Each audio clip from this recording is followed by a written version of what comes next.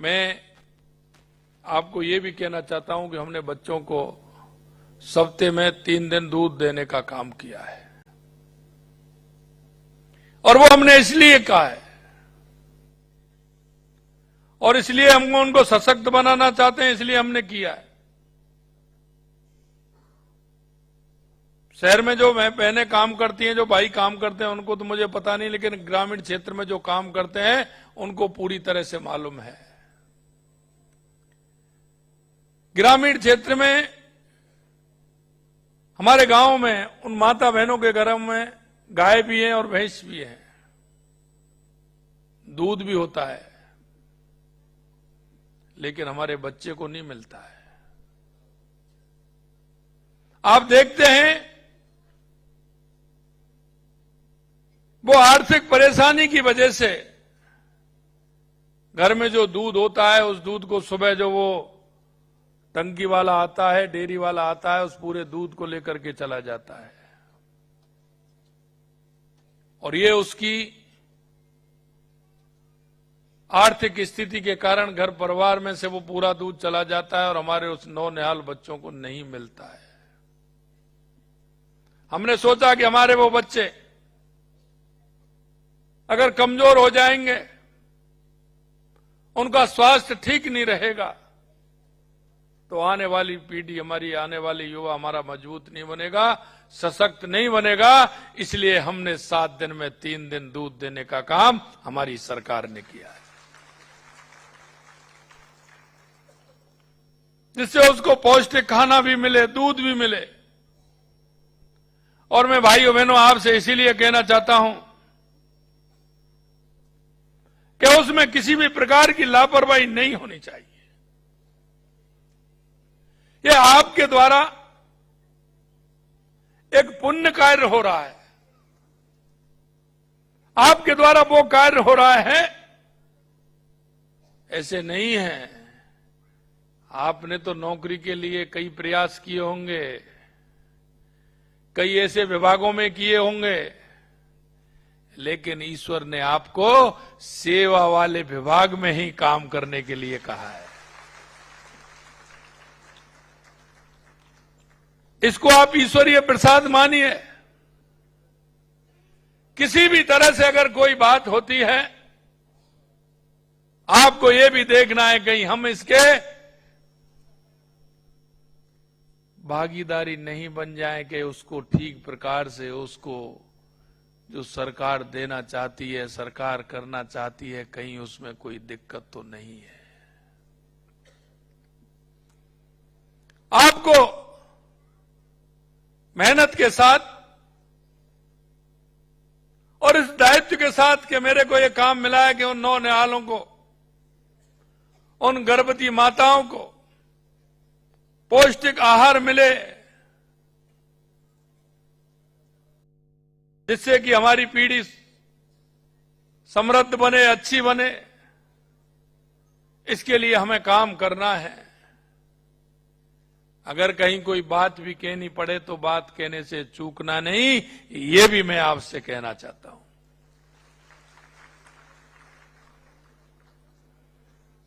आज इस कार्यक्रम में सम्मानित हुए अधिकारी और कार्मिकों को भी बधाई देना चाहता हूं कि उन्होंने अच्छा काम किया है। और मैंने कहा है कि इस क्षेत्र में काम करने वाली हमारी भाई हो, बहनें हो, आंगन साथिन से लेकर के, आंगनबाड़ी केंद्र से लेकर के और हमारे अधिकारियों से लेकर के सभी का सम्मान होना चाहिए जो अच्छे काम करते हैं, बढ़िया काम करते हैं। और मैं इसके साथ साथ में एक और कहता हूं, जो अपनी जिम्मेदारी को ठीक प्रकार से नहीं समझते हैं,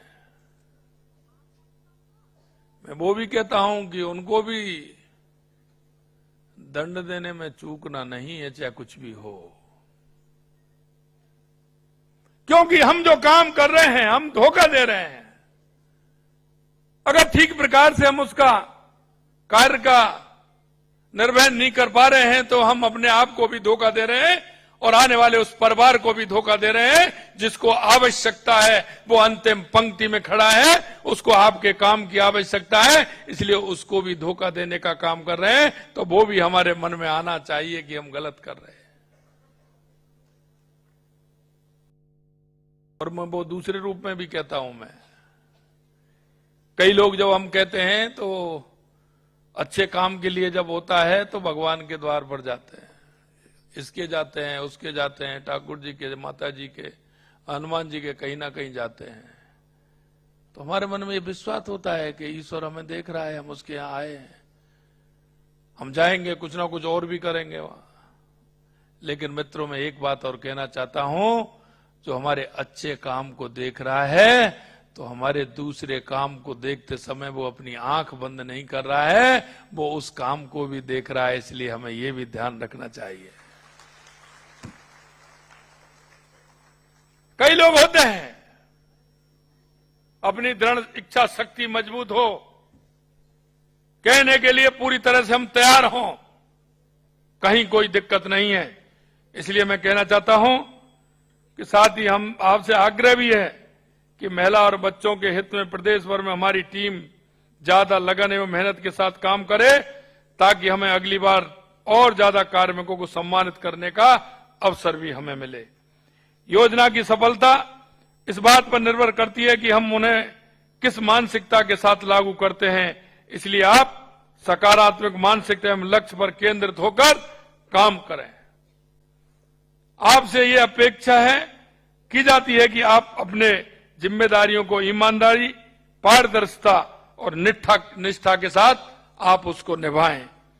विभाग के अंतर्गत कार्यरत सभी जिला, ब्लॉक एवं ग्राम स्तर के सभी अधिकारी कार्मिक समय समय पर होने वाले बदलावों से खुद को अपडेट भी रखें, क्योंकि बदलता समय है, हमको अपडेट भी रखना है। आंगनबाड़ी केंद्रों के माध्यम से प्रदेश के लगभग 43 लाख बच्चे और महिलाओं को सूक्ष्म पोषण तत्व युक्त पूरक पोषाहार उपलब्ध कराया जा रहा है, ताकि उनके पोषण की आवश्यकता पूरी हो सके। इसमें ओटीपी आधारित प्राप्ति तथा चेहरों से पहचान के जैसे नवाचार किए गए हैं।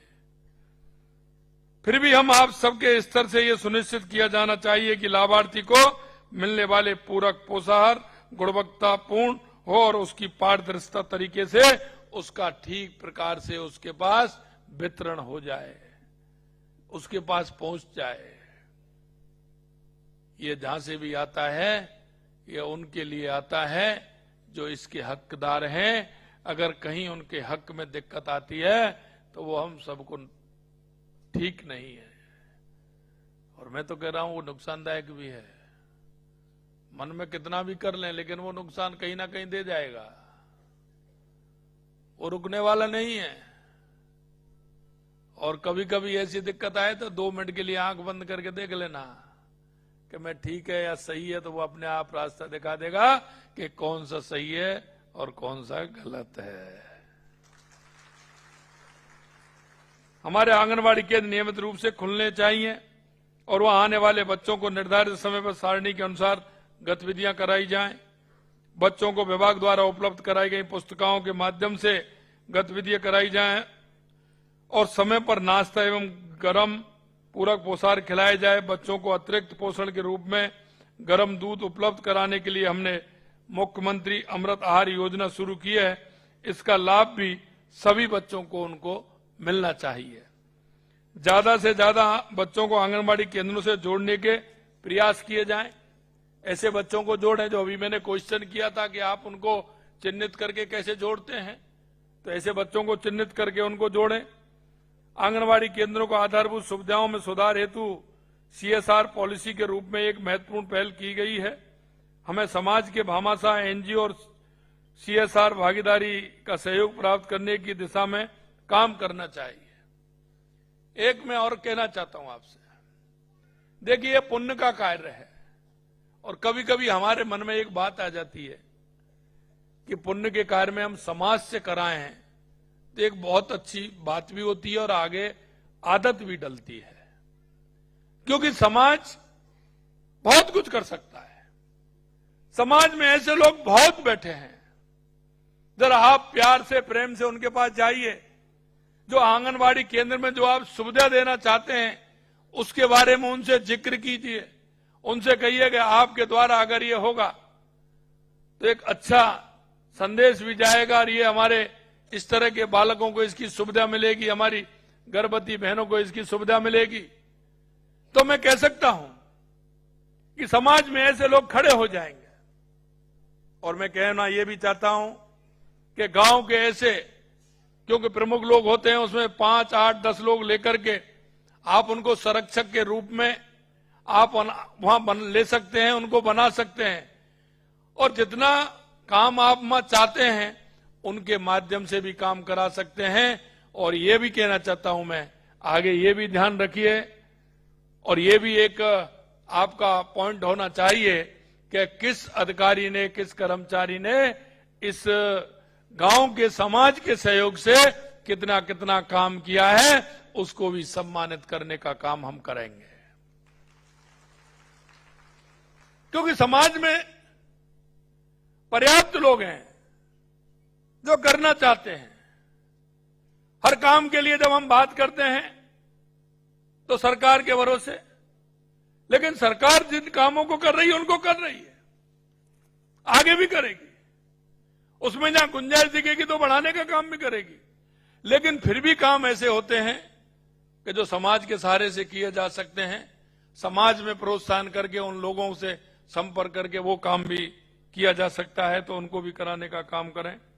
ऐसे भामाशाहों की सूची का आंगनबाड़ी केंद्रों के बाहर एवं आपके कार्यालय के बाहर अंकन किया जाए, ताकि बाकी लोग भी इनसे प्रेरित होकर साथ ही स्थानीय कार्यक्रम में भामाशाहों को सम्मानित भी कराया जाए।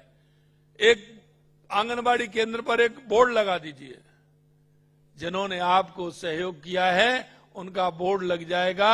आपके वाले जो भी कार्यक्रम आता है या आपके आंगनबाड़ी केंद्र पर कोई अधिकारी जाते हैं उनके द्वारा उनको सम्मानित करा दीजिए। अब ये मानिए अगली साल के लिए आपका रिन्यूअल आपने करा दिया, वो अगली बार आपके पास अपने आप चल करके आ जाएगा। ये मैं कहता हूं आपसे।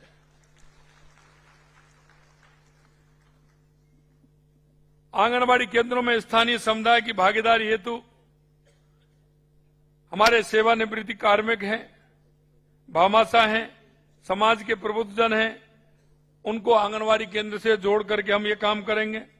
महिलाओं की सुरक्षा एवं सहायता से जुड़ी योजनाएं जैसे महिला सुरक्षा सलाह केंद्र, वन स्टॉप सेंटर, सखी केंद्र, उद्यम प्रोत्साहन योजना, वर्क फ्रॉम होम योजना, शिक्षा सेतु योजना, अमृता हाट योजना एवं मुख्यमंत्री सामूहिक विवाह अनुदान योजना का लाभ प्रत्येक पात्र लाभार्थी तक पहुंचाना सुनिश्चित किया जाए।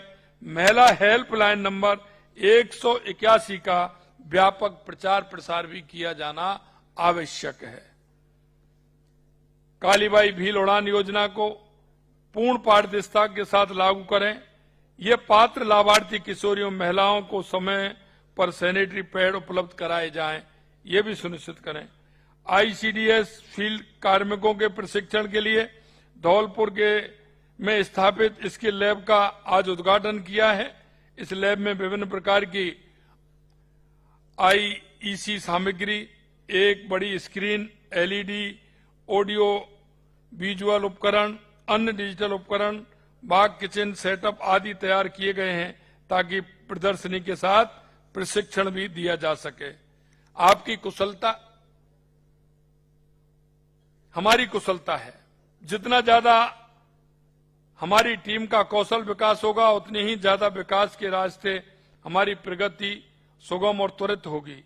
ये स्किल लैब इंडो जर्मन सहयोग के तहत इंटरनेशनल डेवलपमेंट पार्टनर GIZ एवं जपायोगो द्वारा तैयार करवाई गई। इसके लिए मैं उन्हें भी बहुत बहुत धन्यवाद और बधाई देता हूं। मुझे यह बताते हुए हर्ष हो रहा है कि यशस्वी प्रधानमंत्री माननीय नरेंद्र मोदी जी द्वारा 22 जनवरी 2015 को प्रारंभ की गई बेटी बचाओ बेटी पढ़ाओ योजना को 10 वर्ष पूर्ण हुए हैं। इस योजना से बालिकाओं के प्रति समाज की सोच में सकारात्मक बदलाव एवं बाल लिंगानुपात में बालिका शिक्षा में सुधार हुआ है। हमारी सरकार बनते ही हमने लाड़ो प्रोत्साहन योजना जैसी महत्वाकांक्षी योजना लागू करना हमारे संकल्प एवं महिलाओं के प्रति संवेदनशीलता को परिलक्षित करता है, जिसमें बेटी के जन्म से उसके स्नातक की शिक्षा पूरी करने तक 1 लाख रुपए की राशि का भुगतान किया जा रहा है।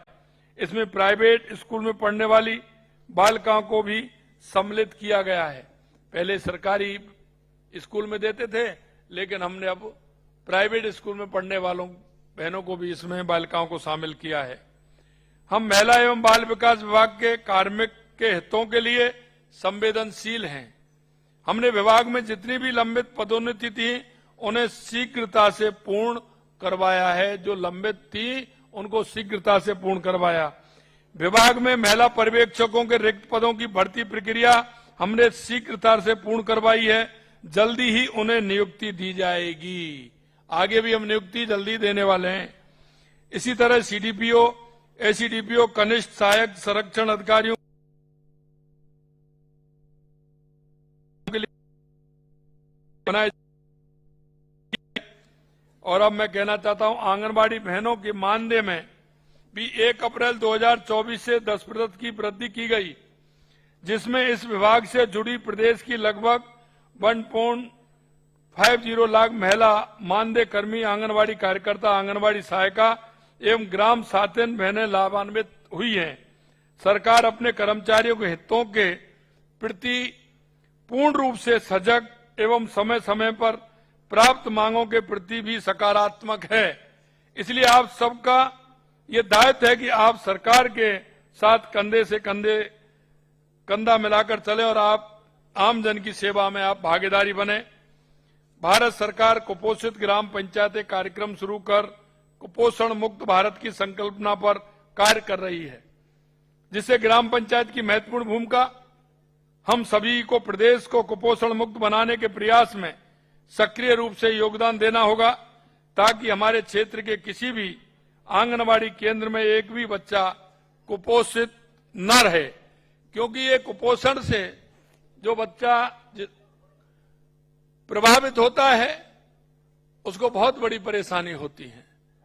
और आप भी देखते हैं, अगर वो कुपोषण मुक्त होगा तो स्वस्थ भी होगा, मस्त भी होगा और वो ठीक प्रकार से उसका मस्तिष्क भी चलेगा और आगे वो एक अच्छे नागरिक की तरह काम करेगा।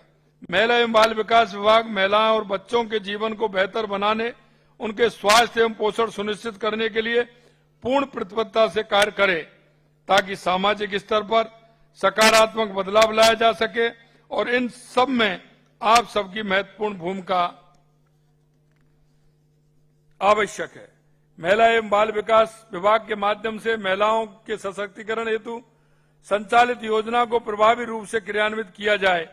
ये सुनिश्चित किया जाए कि कोई भी पात्र बालिका एवं महिला योजना के लाभ से वंचित नहीं रहे। जो पात्र है वो किसी भी कारण से वंचित नहीं रहे। अंत में मैं आपसे यही कहना चाहूंगा कि सरकार भ्रष्टाचार के प्रति जीरो टॉलरेंस की नीति पर कार्य कर रही है। अतः आप सभी स्वस्थ मानसिकता से सभी योजनाओं का लाभ पूर्ण पारदर्शिता के साथ आम जन तक पहुंचाएं। और आपकी जो परेशानी है वो हमारी परेशानी है, इसलिए उसकी चिंता मत करिए। निश्चित रूप से कहना चाहते हैं कि हमारी सरकार सभी कर्मचारियों के हित में अच्छा काम करेगी और जो आप चाहते हैं वो काम करेगी। लेकिन मैं आपसे इतना ही कहना चाहता हूं कि आप उस काम में लगे हुए हैं जिसमें आवश्यकता है, जिसमें हमारा स्वस्थ और मस्त हमारा बालक रह सके, हमारी गर्भवती बहनों को सही पोषाहार मिल सके, पैदा होने वाला हमारा बालक बालिका है स्वस्थ हो, अच्छा हो। क्योंकि आप जिस क्षेत्र में काम करते हैं वो हमारी नींव है। और अगर हमारी नींव मजबूत होगी तो जैसा मैंने कहा कि हमारा गांव भी मजबूत होगा, हमारी तहसील भी मजबूत होगी, जिला भी मजबूत होगा, हमारा प्रदेश भी मजबूत होगा और हमारा राष्ट्र भी मजबूत होगा। इसलिए भाई और बहनों, इतनी बड़ी संख्या में आप सभी आए हैं। आपसे यही इच्छा और अपेक्षा है कि आप सभी मेहनत के साथ काम करें और हमारी इस पीढ़ी को मजबूत करें। इतना ही मैं आप सभी से कहना चाहता हूं। आपका पुनः सभी का बहुत बहुत स्वागत, अभिनंदन। और आप इस कार्यक्रम में आए, आप बहुत बड़ी संख्या आज इसमें जुड़ी। आप सभी को पुनः बहुत बहुत धन्यवाद। जय हिंद, जय भारत, जय राजस्थान।